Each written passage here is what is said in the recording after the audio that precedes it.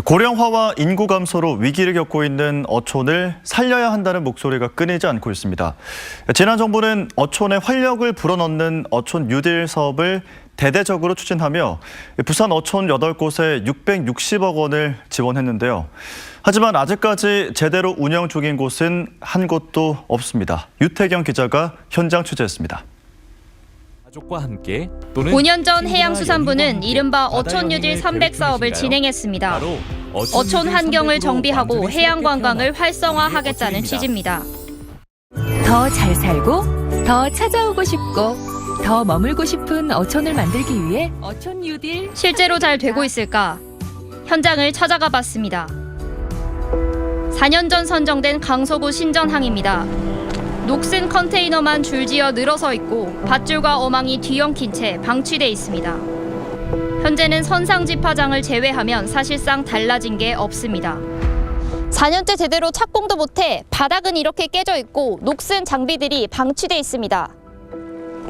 지원된 예산은 96억 원. 설계에 든 예산을 제외하면 수년이 지나도록 사업은 지지부진합니다. 구청 측은 사업 전 철새도래 지역을 고려하지 않은 데다 주민 사이의 의견 차이로 사업이 늦어졌다고 말합니다. 어민들의 의견을 적극 반영을 해서 우리가 무슨 사업이 필요하고 필요없다 뭐 이런 거를 해야 되는데 결국은 그 어민들이랑 의견 조율이 제일 솔직히 좀 크고요. 2년 전 77억 원을 들여 준공한 기장군 동암항. 개점 휴업 상태입니다. 사업의 핵심인 시푸드존. 관광객을 끌어모으기 위해 포장마차 형태의 공간을 만들었지만 아직 본격 운영조차 못하고 있습니다. 턱없이 비싼 임대료 탓에 주민들은 외면하고 있습니다.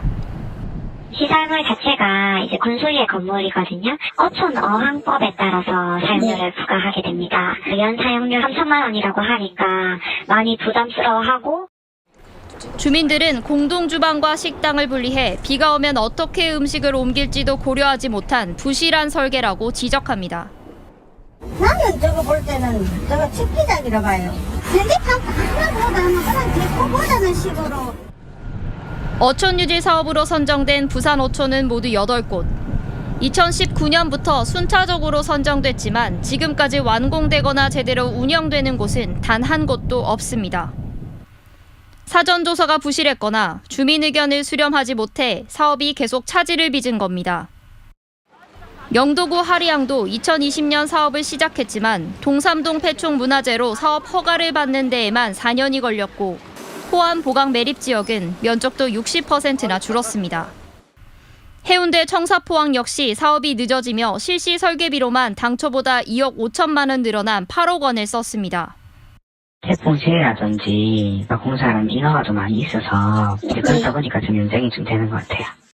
어촌 뉴딜 사업으로 부산에 투입된 예산은 무려 660억 원.